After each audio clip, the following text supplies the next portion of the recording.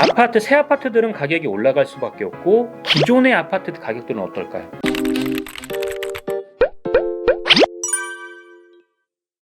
네, 안녕하십니까. 부전자전TV의 신성민입니다. 네, 안녕하십니까. 김태준입니다. 네, 오늘 이 시간에는 지금 현재 9.16 대책이 나왔고, 그 다음에 추석도 지나고 했으니까, 앞으로 추석 이후에 이 부동산 시장 자체가 어떻게 흘러갈지, 이 부분에 대해서 좀 설명을 해드리고자 이 시간을 준비하였고요. 최근에 뭐 부동산 이슈라든가 이런 부분은 어떻게 될까요?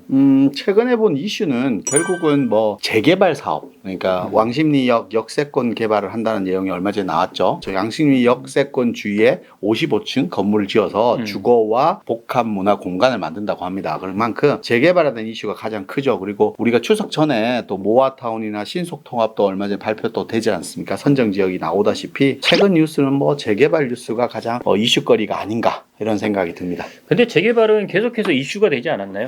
그렇죠. 재개발은 언제 계속해서 이슈가 되고는 있지만 실질적으로 재개발들이 이슈들은 거기에서 계속 이어지기 때문에 지금 나오는 재개발 지역들, 선정 지역들을 눈여겨본다라고 하면 다음 재개발 지역도 예상할 수 있기 때문에 이런 재개발 이슈 뉴스들이 아마 최근에 가장 이슈거리가 아닌가 싶습니다. 최근에 그러면은 재개발 쪽으로 이제 이슈가 되는 게 네. 어찌됐든 재개발은 뭐 모아타운도 있고 신속통합도 있고 또는 뭐 역세권 시프트라든가 역세권 뭐 공공재개발 뭐 이런 부분도 있는데, 자 지금 현재 우리 김 대표님이 얘기한 왕십리 55층으로 올라가는 역세권 개발이 있고 다음으로 이제 볼 수 있는 게 아무래도 이슈도 있고 그 다음에 다음에 뭐 투자를 한다면은 어떤 재개발이 어떤 지역이 뜰 거다 이런 부분도 조금 얘기를 해주시는 게 좋지 않아요? 재개발 지역은 우리가 알다시피 노후 지역을 재개발하는 겁니다. 노후 지역을 재개발하는 것인데 우리가 서울시라든지 국토부에서 추진하고 있는 공급에 대한 대책, 우리 9.16 공급 대책이 나왔지 않습니까? 그만큼 공급에 대한 이슈가 많이 발생하기 때문에 그 이후에 나오는 재개발, 재건축에 대한 이슈는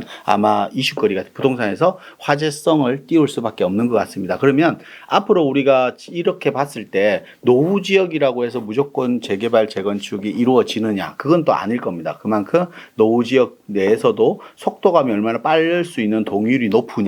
그리고 노후도라든지 그리고 반지하 비율이라든지 또 구릉지에 대한 비율, 주차 문제 여러 가지 요건들이 있겠죠. 그 요건들에 맞는 지역들이 따로 있습니다. 그렇기 때문에 무조건적으로 노후 지역이라고 해서 재개발, 재건축이 진행된다라고 판단하시면 안 될 거라는 유의를 먼저 하시는 게 더 좋다. 저는 이렇게 생각을 드리고, 또 어떤 지역을 선정하는 게 좋냐. 특히 서울 지역 내에서 재개발, 재건축이 이루어지는 지역들은 아마 개발에 대한 이익금이 분명히 발생하기 때문에 어떤 지역을 개발된다라고 하면 어떤 지역을 들어가셔도 저는 무방하다라고 생각합니다. 하지만 강남권이라든지 이미 개발 계획이 많이 진행된 지역들은 이런 개발 이슈들이 좀 적을 수밖에 없다, 당연히. 그래서 강북 지역처럼 우리가 이런 재개발의 요건들을 잘 갖추고 있는 지역들이 이슈가 계속 될 수밖에 없다. 그래서 재개발을 본다라고 하면 저는 강북 지역을 좀 눈여겨봐야 된다라고 생각합니다. 특히 강북 지역 중에서도 뭐 한강변 라인에 있는 강북 지역, 뭐 자양동이라든지 그리고 뭐 망원동이라든지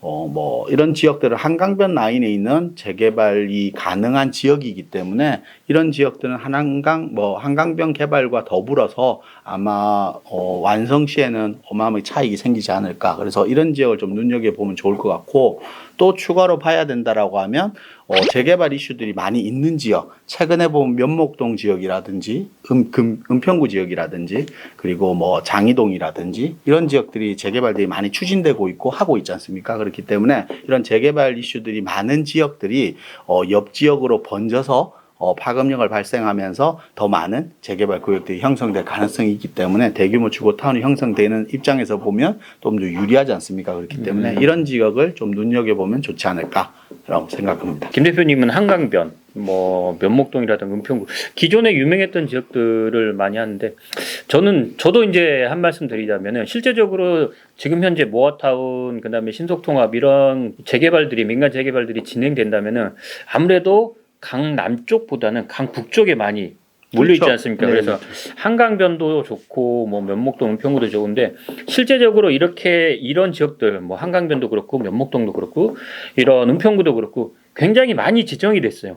그러면은 이 많이 지정이 된 데서 또 지정이 될 거냐라는 것도 생각을 한번 해봐야 될 것 같아요. 저는 그래서 이런 지역들도 원체 좋은 지역이죠. 한강변은 누구나 원하는 지역이니까. 근데 이제 제가 생각하는 지역도 이제 또 따로 있는데 그 지역들은 아마도 도심권 지역, 뭐 예를 들면은 뭐 동대문구라든가 서대문구라든가 네. 이런 지역들 같은 경우에는 지정된 데가 그렇게 많지가 않거든요. 그렇죠. 그리고 지금 현재 뭐 모어타운 같은 경우에는 뭐 노후도도 중요하지만 그 다음에 조합원들 동의도 중요하지 않습니까? 그렇죠. 무조건 동의율이 뭐 30% 아니면 80% 이렇게 되는 게 아니라 뭐 단독주택 뭐 상가 이런 조합원들의 동의율도 뭐 50% 이상 돼야 되는 부분이 그렇죠. 있죠. 이런 것들을 감안한다면은 도심권 지역에 이렇게 추가로 지정될 지역들이 조금 많이 보이거든요. 그래서 저는 도심권 지역도 조금 눈여겨 보면은 좋은 지역이다 이렇게 말씀드리고 싶어요. 그러면 최근에 뭐 신 대표님이 보신 부동산 이슈 거리는 어떤 게 있습니까? 제가 볼 때 부동산 이슈거리는 물론 이제 우리 김 대표님이 재개발 얘기를 하셨지 않습니까? 물론 이제 재건축도 있겠지만 제가 보는 부동산 이슈는 지금은 아파트 어떻게 보면 이제 거래량 네. 이거를 말씀을 드리고 싶어요. 뭐 많은 전문가들마다 이제 판단하는 건 틀릴 수도 있지만 뭐 지금 현재 부동산 경기가 살아난다, 부동산 경기가 죽는다 이런 얘기들이 많잖아요. 근데 어찌 됐든 간에 과거 뭐 아니면 작년, 재작년 이런 것들을 통계를 보면은 거래량 자체로 통계를 낼 수가 있거든요. 그렇죠. 근데 최근에 부동산 경기 자체가 특히 이제 아파트 경기 자체가 점점점 살아나고 있다 이렇게 저는 판단을 하거든요. 그래서 최근에 아파트 경기가 뭐 매스컴을 통해서 얘기를 들어보면은 죽는 데도 있고 살아난 데도 있다 이렇게 말씀을 많이 드리는데 저는 이렇게 생각합니다. 아마도 앞으로 부동산 경기가 이렇게 움직인다면은 아파트 시장이 가장 먼저 움직일 거다. 그리고 그 아파트 시장 중에서는 재건축도 있겠지만 실거주 시장 위주로 많이들 움직일 거다. 이렇게 판단을 하고 싶습니다. 그렇죠. 부동산 시장에서 아파트 거래량, 그러니까 실거주 거래량이 아파트 지수, 그 지수가 전체 부동산 가격의 중요 지표라고 할 수 있죠. 그리고 우리가 부동산 상승장에, 그러니까 부동산이 더 이상 오를 것이라고 판단할 때 아파트 실거래 지수를 보면 어느 정도 예측을 할 수 있다라고 합니다. 네. 그러면 지금 최근에 그러면 아파트 거래량이 많이 늘어난다라고 하는데 좀 늘어난 지역, 최근에 늘어나서 눈여겨봐야 될 지역들은 어떤 지역이 있을까요? 실제적으로 지금 현재 서울 지역만 놓고 본다면은 서울 지역에서는 아무래도 이 좀 유명한 지역들 많지 않습니까? 강남 3구라든가 아니면은 뭐 왕십 아까 대표님이 얘기한 것처럼 왕십리라든가 아니면 한강변 지역 주변 이런 지역 주변 위주로 조금 아파트 거래량이 재작년 대비해서는 많이 한 2배에서 3배 정도 거래량이 늘었더라고요. 그리고 재작년 대비해서는 한 1.5배 정도 늘었고요. 그리고 우리 아파트 거래량이 가장 많았던 시기가 2021년이잖아요. 그때 이제 한참 부동산 경기가 거의 이제 꼭대기에 있을 때쯤. 그때쯤 거래량하고 비교하면 지금 현재 아파트 거래량 자체가 한 절반 정도 수준은 회복했다고 이렇게 거래량이 나오거든요. 그래요. 자, 그러면은 실제적으로 지금 현재 뭐 강남 3구라든가 왕십리라든가 한강변이라든가 용산이라든가 아니면은 뭐 노원구라든가 이런 재건축 이슈가 있는 지역들 위주로는 거래량이 활발하게 움직이고 있다고 생각이 되거든요. 그리고 이런 것들 자체가 통계로 또 아파트 거래량 자체 실거래가 지수가 나오기 때문에 그런 부분 위주로 다 하는데 최근에 봤을 때 올해만 하더라도 1월 달부터 10월 달은 안 나왔으니까 9월 달까지만 본다고 하더라도 작년 말고 재작년 수준의 거래량 자체가 회복이 됐다고 보거든요. 그러면은 이 거래량 자체가 이제 앞으로 10월 달, 11월 달, 12월 달 무난하게 이렇게 거래가 활발하게 움직일 거라고 생각은 했는데 이슈가 하나 또 터졌죠. 전쟁이 터졌잖아요. 전쟁. 그래서 이게 외부의 충격에 의해서 또 이게 어떻게 변할 수도 있겠지만 1월부터 9월까지의 거래량을 본다면은 재작년 수준의 아파트 거래량은 회복이 됐거든요. 어느 정도 거래량이 회복이 됐기 때문에 네. 시장상에서 느끼는 변동성이 조금 더 반영이 될 것이다. 네. 그래서 시장상이 조금 좋아질 것이라고 얘기를 했습니다. 뭐 말 그대로 부동산 시장 국제 정세 이런 전쟁 때문에 금리라든지 이런 부분들이 발생하면 우리나라 부동산에 많이 영향을 미치죠. 그렇죠. 이제 그런 부분들은 이제 또 어떤 직간접적인 영향 때문에 또 변동이 있을 수는 있겠지만 그래도 가격 거래량에 의해서 부동산의 활기가 조금은 높아질 수 있다. 근데 제가 신 대표님 질문 드리고 싶은 거는 그러면 지금 한강변이라든지 우리가 실거주 요건이 좋은 그러니까 입지가 좋은 자리에 부동산 거래량은 조금 늘어났을 겁니다. 당연히. 그러면 강북권 쪽에 뭐 노도광이라든지 강북권 쪽에 우리가 아직까지 가격이 조금 더 거주 환경이 조금은 나쁘다고 표현할 수는 없겠지만 입지가 좋은 지역보다는 가격이 좀 낮은 지역의 거래량들은 아직까지 회복 상태가 조금은 다른 지역에 비해서는 좀 낮다라고 들었는데 네네. 그럼 그 지역도 또 이제 반등의 기미를 보일 수 있다 이렇게 판단하시는 겁니까? 저는 그렇게 판단은 하고 있어요. 왜 그러냐면은 네. 자 보세요. 지금 현재 강남 3구라든가 유명한 지역들 있잖아요. 네. 이 지역들은 거래량이 조금 그래도 움직이고 있다고 말씀드렸잖아요. 네네. 그 외에 이제 뭐 노원구 자체는 재건축 이슈가 있기 때문에 거래량이 좀 늘었고 그리고 그 외에 조금 이제 어떻게 보면은 서울에서 거주 여건이라든가 이런 부분이 그냥 중간 정도 되거나 그 이하 정도 되는 지역들이 많잖아요. 특히 네. 강북권에는 많잖아요. 그런 지역들 거래량은 아직까지는 안 살아났는데 지금 최근에 이슈가 뭐냐면은 과거에 러시아 전쟁, 우크라이나 전쟁이 발발했을 때도 실제적으로 우리 원자재 값이라든가 아니면 건자재 값이 많이 올랐잖아요. 그렇죠. 예, 그리고 지금 현재 그때부터 부동산 경기 자체 고금리라든가 이런 것 때문에 조금 거래량이 없긴 했는데 최근에 한번 볼게요.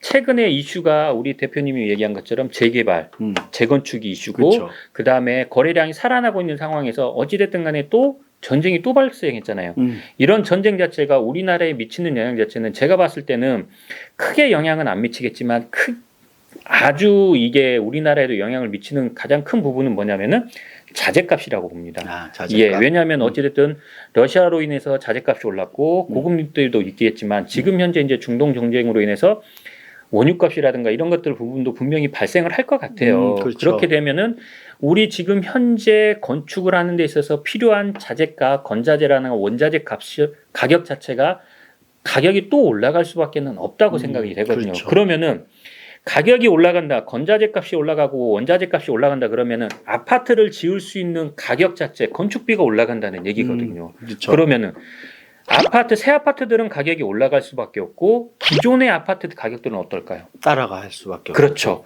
그러면은 기존에 이제 원체 이제 입지가 좋은 지역들도 지금 거래량이 살아나고는 있지만 지금 계속해서 공급의 이슈가 문제가 되고 있잖아요. 그렇죠. 공급은 잘 안 되고 가격은 원자재, 건자재 값은 계속해서 올라가고 공급이 쉽지 않고 기존의 아파트들 자체, 기존의 이제 주거 자체가 조금은 희소성을 가지기 때문에 가격은 어느 정도는 계속해서 회복은 될 거다. 다만 이게 거래량으로 이어질지는 가격이 너무 높으면 거래는 안 되기 때문에 이런 부분은 좀 염려스럽긴 하지만 그래도 이런 부분들 가격 자체는 점차적으로 상승하는 그런 시장이 되지 않을까 싶습니다. 그 시 대표님 얘기 들어보니까 얼마 전 이슈에 보면 우리 서울의 6억 원 이하 주택, 그러니까 6억 원 이하 아파트의 비율이 가장 낮은 지금 최저점을 발휘했지 않습니까? 그렇죠. 그러니까 지금 뭐 6억 원 이하 아파트는 서울에 없다 이렇게 보면 될 것 같아요. 거의. 있나요?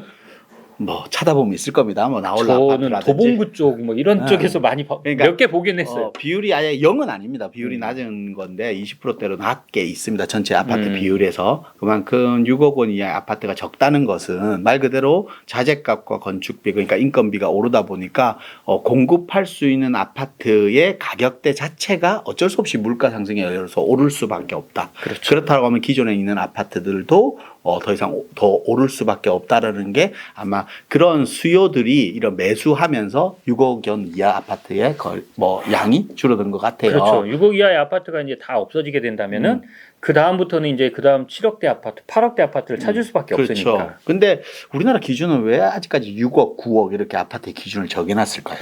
이게 과거에 저기 이제 뭐 문정부 시절이라든가 그 전에 이제 노무현 대통령 시절부터 모두 웬만한 아파트의 기준, 고가 아파트의 기준이 6억이었어요. 그러다 보니까 그때부터 6억이 남아 있어서 지금도 6억인데 그러니까 최근에 많이 올랐잖아요. 뭐 9억으로 올랐고 그렇죠. 비과세 되는 것도 또 9억에서 12억으로 12억으로 올랐고. 근데 시장에 맞춰갖고 좀 그것도 좀 많이 움직였으면 좋겠어요. 근데 이게 뭐 시간이 빠르게 움직일 수는 없겠지만 그래도 어느 정도 이런 게 말 맞춰서 좀 움직였으면 어떨까 하는 생각이 듭니다. 그러면 그게 맞춰서 거래량도 좀 더 상급지 갈아타긴 수요라든지 이런 것도 활발하게 좀 움직일 수 있을 텐데 좀 그런 세금 문제 때문에 규제에 걸려 있는 금액 때문에 좀 발묶기 사람도 분명히 있을 거예요, 사실은. 지금 이제 번외 얘기지만 이슈하고는 동떨어진 얘기긴 하지만 지금 현재 우리나라 이제 부동산 시장에서 가장 큰 문제는 뭐냐면은 예전에는 이랬는데 뭐 소위 얘기한 나 때는 이런 부분이 있잖아요.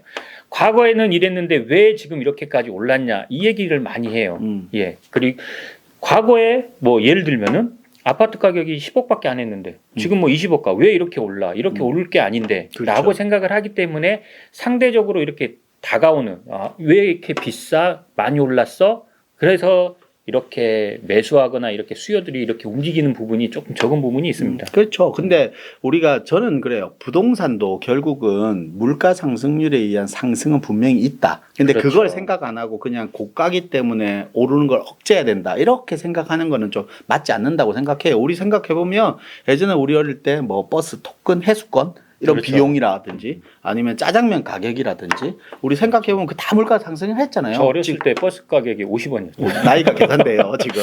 더 이상 그 얘기까지는 그래요? 안 하셔도 될 것 같고 뭐 지금 우리 택시 타보셨나요? 택시 타도 기본료가 5,000원 5,600원인가? 4,800원 뭐 할증부터도 5,000원 얼마인지? 할증 붙으면 그렇죠. 그럴 것 같아요. 그러니까 택시비도 그만큼 오르고 그만큼 다 올랐다라고 볼 수 있어요. 그래서 부동산 가격들도 그런 부분을 감안해서 올랐다라고 좀 생각하는 인식도 조금 필요하지 않나 사실은. 근데 너무 뭐 무조건적으로 예전 가격만 라떼 생각해서 생각하면 좀 맞지 않는 거다라는 저는 그 생각도 있습니다. 그래서 그러면 앞으로 지금 이제 부동산 이슈거리에 대해서 아파트 거래량에 대해서 얘기를 해주셨잖아요. 네네. 그러면 이 아파트 거래량이 늘어나면서 앞으로 부동산 시장에서 아파트의 거래량이 늘어나면서 가격들도 동반해서 상승할 수 있는 여지가 충분히 있다라고 얘기했는데 그러면 올 하반기 이런 부동산 시장 그리고 내년 상반기까지 생각한다라고 하면 전체적인 전망을 생각한다면 신 대표님 어떻게 생각하세요?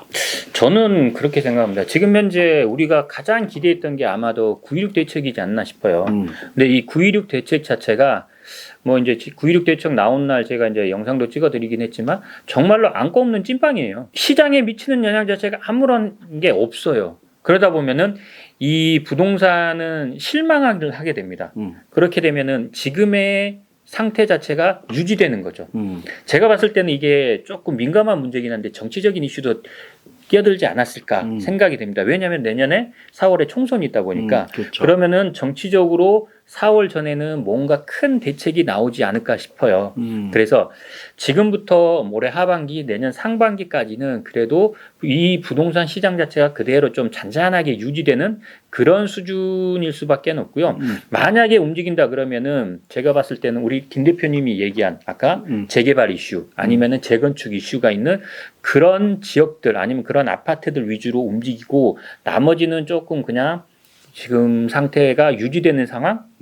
뭐 상승도 하락도 그렇게 막 일어나지 않고 상승을 한다 하더라도 그냥 조금 미미하게 상승하거나 하락한다 하더라도 조금 미미하게 하락하거나 그 상태 정도 조정 기간 정도라고 생각이 됩니다. 저도 뭐 마찬가지입니다. 일단은 올 하반기까지는 관망 시장이 되지 않을까. 그렇죠. 지금 9.16 대책 이후에 아파트 거래량이라든지 부동산 주택 가격 거래량들을 지수를 보면 좀 관망세이지 않나라는 생각을 들어요. 그래서 그 관망세가 아마 연말까지는 좀 이어질 것 같다라는 생각이 들고 이런 말 있죠. 부동산에서 내가 어떻게 하려고 움직이는 것보다 나라에서 해주는 지역이 좋은 지역이다. 그러면 결국은 재개발도 마찬가지예요. 지금 뭐 모아타운이라든지 신속통합이라든지 이런 게 정부에서 추진을 하는 것들이잖아요. 예전 민간 재개발을 어느 정도 하는 걸 정부가 지원해주고 도와주는 그러니까 정부 사업은 아니지만 정부에서 해주는 거잖아요. 네. 그리고 뭐 주변 지역에 개발 이슈가 있는 것도 정부가 해주는 겁니다. 이런 지역들은 뭐 관망 시장에서도 충분히 상승장으로 이어지지 상승을 할 수 있는 지역이 아닌가 싶어요. 그게 아마 제가 말씀드리는 재개발, 재건축이 있는 이슈, 지역 또는 뭐 통합 개발이라든지 복합 개발을 하는 지역들, 뭐 서대문구의 유진상가를 뭐 복합 개발한다는 말도 있고, 또 용산 같은 경우는 개발 이슈가 아직까지 많이 있지 않습니까? 그렇죠. 이런 지역들이라든지, 그리고 동서울 터미널 개발이라든지, 뭐 또 구의역 주변적 개발이라든지, 뭐 이런 개발 이슈들이 있는 지역들, 이런 지역들은 앞으로 점점 계속해서 부동산 시장에서 관망 시장에서도 좋은 좋은 상승 시장으로 투자 지역으로서는 그렇죠. 눈여겨볼 만한 지역이라고 봅니다. 그래서 상승할 수 있는 지역이 아닐까 싶어요. 그래서 저는 관망 시장인데도 시장이고 하지만 이런 개발 이슈가 있는 정부에서 개발 변화가 일어날 지역들은 좀 더 아파트로 가격대가 상승할 수 있는 지역이다. 이렇게 좀 말씀드릴 수 있을 것 같아요. 알겠습니다. 오늘 이 시간에는 자, 9.16 대책도 나왔고 추석도 지났는데 하반기 부동산 시장이라든가 내년 뭐 상반기까지 부동산 시장 자체가 어떻게 이어질지 이런 전망에 대해서 조금 얘기를 나눠봤고요. 앞으로 우리가 저희 오늘 영상에서 말씀드렸는데 뭐 이런 뭐 강북구 지역에서 이런 지역들 아니면은 뭐 한강변 지역에서 이런 지역들 조금 관망세 중에서도 투자로서 유력한 지역들, 투자 가치가 좋은 지역들, 그런 지역들 위주로 다시 한번 영상으로 찾아뵐 테니까요. 많이들 시청해 주시고 오늘 영상이 좋았다면 좋아요, 구독하기. 꼭 눌러주시고 다음 시간에 뵙겠습니다. 네. 감사합니다.